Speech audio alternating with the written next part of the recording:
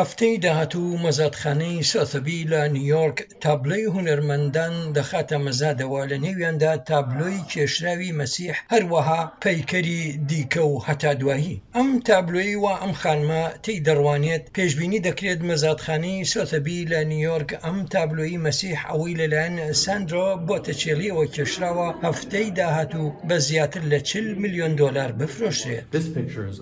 ئەم تابلۆیە یەکێکە لە دیارترین تابلۆکانی ئەم هەفتەیەکە هونەرمەند ساندرۆ بۆتەچێلی کێشاوێتی با دڵنیاییەوە بۆتەچێلی هونەرمەندێکە هەمومان دەیناسین، تەنانەت ئەگەر زانیاریەکی کەمیشتر لە سەر مێژوو هونەر هەبێت. ئێوە دەزانن کە پریماڤێرا و لەدایکبوونی ڤینۆس کە کاری ساندرۆ پۆتەچێلن ناودارن، هەر بۆیە هەبوونی تابلۆیەکی ساندرۆ پۆتەچێلی لە مەزادی گشتیدا ڕووداوێکی سەرنجڕاکێش و بێهاوتایە.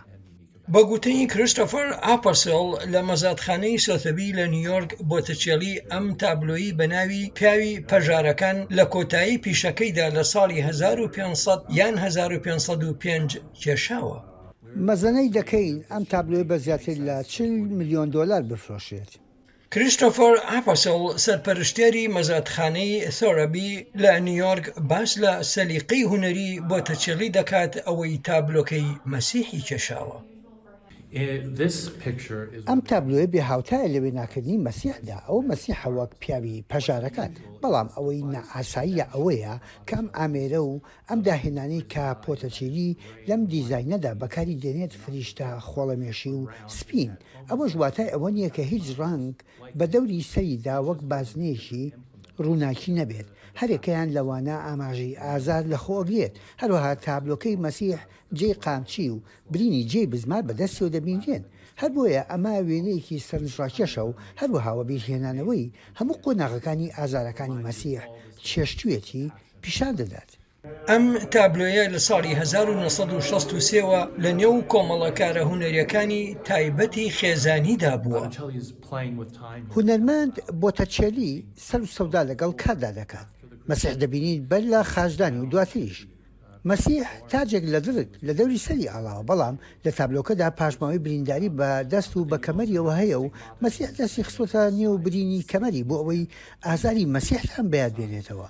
بە هەزی من ئەم پەیکەرەی مەسیح زۆر گرنگە بۆ بۆتەچێلی کە تێدا پیشاندانی نەمری و دەرخستنی مەسیحی وەکو مرۆڤ خستۆتە ڕوو. هەروەها لە مەزادەکەدا پەیکەرێکی لە گەشت دروستکراوی پیاوێکی میسری هەیە کە مێژوەکەی دەگەڕێتەوە بۆ نزیکەی 2353 بۆ 2440 ساڵ پێش مەسیح. مەزادخانەی سۆتەبی پێشبینی دەکات ئەو پەیکەرە بە نزیکەی 3 بۆ 5 ملیۆن دۆلار بفرۆشرێت.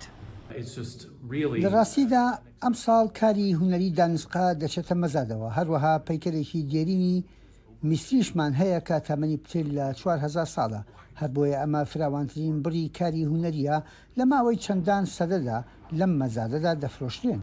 وێنەیەکی دیکە کە لە مەزادی هەفتەی داهاتوودا دەخرێتە ڕوو وێنەی خانمی پۆمۆنایە، ئەوەی بە مارکیس دیپێرەبێریش دەناسێت و لەلایەن نیکۆلاس دیلاجیلەرەوە کێشراوە.